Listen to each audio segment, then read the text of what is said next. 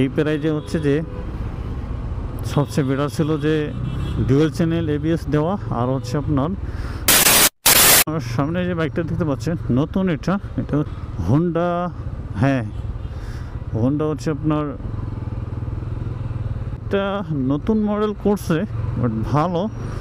কিন্তু তারা এই বাইকে আসলে কিছু মানে অনেক কিছু দেয় নাই, সিসি বেশি। বাট একটা বিষয়ে বাইকটার টায়ার দেখলাম যে ভালোই মোটা আছে, 100 মেবি 40, কিন্তু পেছনে এই বেশ নাই কেন ভাই? এত সুন্দর একটা বাইক করছে, মানে গ্রাফিক্স মোটামুটি আগেরটার থেকে একটু কালার করছে, ডিফেন্ট ইন্ডিকেটর মনে হচ্ছে হ্যালো এলইডি দিছে, না ভালো করছে। কিন্তু ভাই আমার কথা যে হচ্ছে এটার এবিএস দিলে কি হতো? আরেকটা নাই মনে হয় যে এটার অয়েল কুল না, এটা হচ্ছে ইয়ার কুল মেবি। এটা খুব খারাপ করছে বাইকটা, একটু ভালোভাবে দেখাই। ও হ্যাঁ, আসলে সাসপেনশন দিয়েই এত টাকা আর একটু সিসি বাড়ে দিয়া তারা পারতো এই বাইকটাতে অনেক কিছু মডিফাই ভালো কিছু দেওয়ার জন্য। আমি কি যেতে পারবো? যাই আগে রে। যাই হোক, বাইকটা মোটামুটি ভালোই দেখা যায়, কিন্তু ওইটা বললাম যে ডুয়েল চ্যানেল এবিএস না। এবিএস দিলে কি হতো? এই দামের এত প্রাইস, 2 লক্ষ প্রায় 90 কি 80।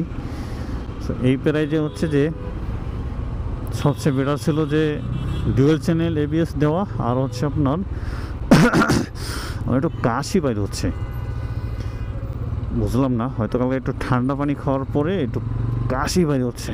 আচ্ছা, বাইকটা নিয়ে কিছু কথা বলি রাস্তার মধ্যে, যেহেতু জ্যামের মধ্যে।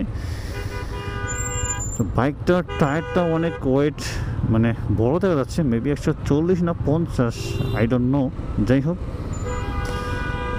কিন্তু বাইকটাতে তারা অয়েল কুল দিতে পারতো, কিন্তু সেটা না দিয়া কি একটা করছে। ডিস্কটাও তেমনি সামনের বড় মেবি না, 300 mm হবে না 280, যেটাই হোক একটা, যে কোনো একটা হতে পারে। পুক করে একটা ঢুকে দিল ভার্সন 2, ও ভার্সন 3, ওই সিএনজি। সো এই হচ্ছে বিষয়টা।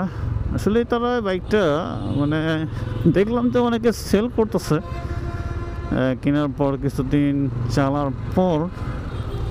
কিন্তু আসলে প্রতিটি বাইকের একটা ভালো মন্দ খারাপ আছে।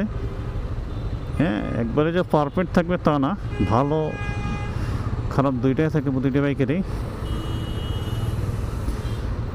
এইখানে জ্যাম, আরে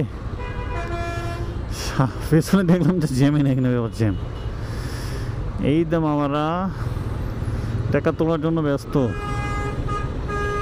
এটা কি অ্যাক্সিডেন্ট না গাড়ি বন্ধ হয়ে গেছে আজকে? খালি না